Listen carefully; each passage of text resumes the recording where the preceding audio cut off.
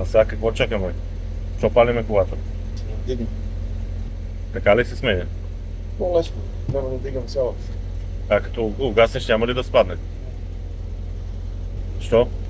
Само пак. Да, ма нали беше изключено преди малко? Да, ама трябваше да се пауза да дигам. Ще се дигам. Да.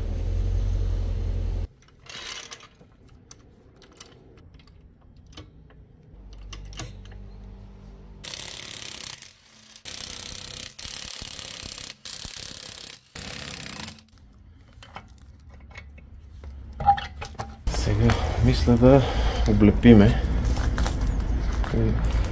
Да. Каква е следващата стъпка? Сега ще облепваме с тиксо, за да... Чакай, човек, аз съм апитен. Следващата стъпка е да облепиме, за да, ако се разлети гумата, да не стане всичко на дармадан. Да, т.е. не правете това вкъщи. Да, не правете това вкъщи. Или ако го правят, да използват тиксо, да облепят, нали така? Еми, и вкъщи, и не вкъщи, и с тиксо, и без тиксо, се та. Въпросът е, ще помогне ли нещо това нещо? Но да не стигаме до елемента с това да помага.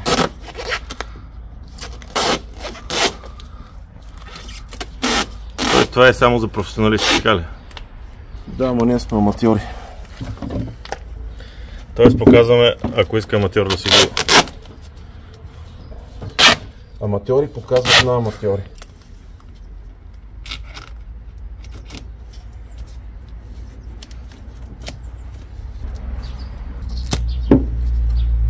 Като нова стана.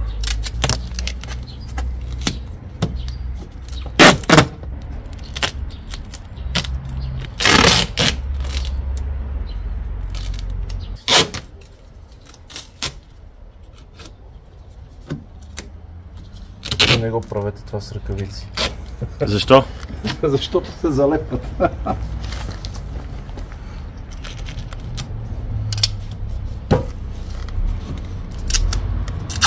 Да, би ли казал къде точно да облепят, ако искат да си...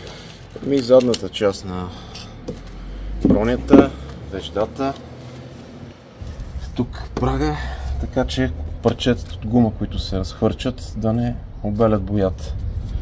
И да не спукат калника, нали така? Аз съм виждал. Дано да не стигнем до там. Но ако стигнем, ще е весело за гледащите. О, не, дано да не стигнем до там. Ще е болезнено. Не е целта да щупим колата. Целта е да се забавляваме. Отиваме да вземем гумите за палене.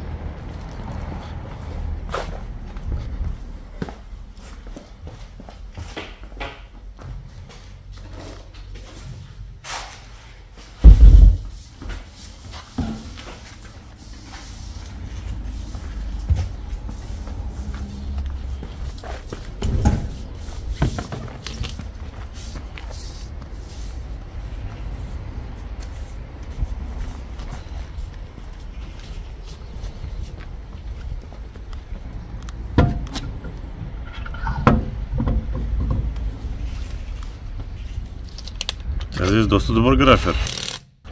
Всесезонна или зимна е? Зимна. Като гледам има грайфер. Като има, но това ще е за няколко минути. Така ли? Там е тежка.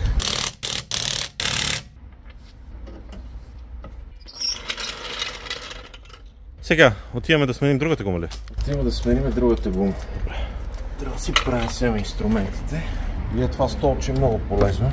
Вместо човек да клечи.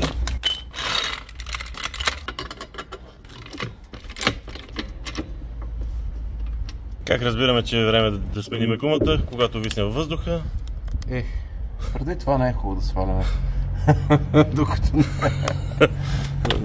не е подходящо, така ли? Не. Стават бели.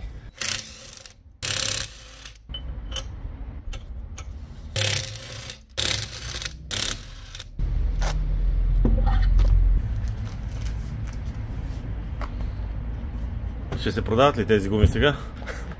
Не, тия, които ни трябват, затова ги сваляме, няма да ги продаваме. Но ако някой иска да ги купи, за достатъчна сума ще се продадат.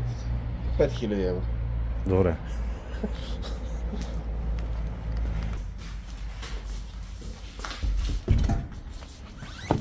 Проблем ли има? Снимай гумата. Снимам гумата. На тази гума искаме да видим следното нещо. Това е външния край. Това е вътрешния край. Видимо, колата износва гуми от вътрешната страна. Или е прекалено голям страничен наклон, или има проблеми с сходимостта на колата, от която са тези гуми. Най-вероятно няма сходимост, тъй като доста повече е вътрешния ръб спрямо външния, който е от тази страна. Да. Затова трябва да бъдат изгорени. Затова трябва да бъдат изгорени, да. Сега, преди да ги изгорим, обаче трябва да облепим. Да, и без ръкавици, нали? Без ръкавици, но какво да правим? А какви са тези следи? Кои? Като парче част ли, какво е това? Това? Да. Това е протектор на боят, фабричен. Струва около 15 лева това парче, 15 лева това парче. С каква цел се случва? Защото тук колата се разширява и камъчетата набиват тази част. И те даже могат да се видят. От предната част ли като идват? От предната част камъчета, които летат, се набиват ето в тази част. Тоест, това трябва да има протектор. Тоест всички, които са удължени отзад, издути коли. Така ли? Ами, е хубаво. Издутите коли, те повечето коли всъщност имат тук отзад такива неща, защото явно доста камъчета си хвърчат.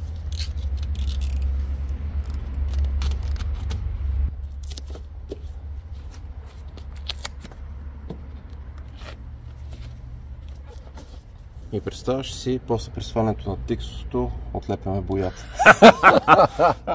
Това ще е много интересно. Тоест трябва да бързаме, за да по-бързо да станат нещата, нали? А има ли такава вероятност? Ще каже бояджията. Бояджията ще каже. Тоест, значи трябва да търсим специално тикс, който да не отлепя боята. Надявам се бояджията добре да е направил нещо. Тоест, няма да му казваме, че е било от тиксо, просто че от дъжда е паднала. Паднала е. Да. И рекламация, нали? А тази пластина каква е отзад? Която е за калта явно, просто изглежда различно. Да, тук отзад е гарнето. Тия отвори служат за да пропуска част от въздуха, за да може да се охлаждат гарнетите. Ясно.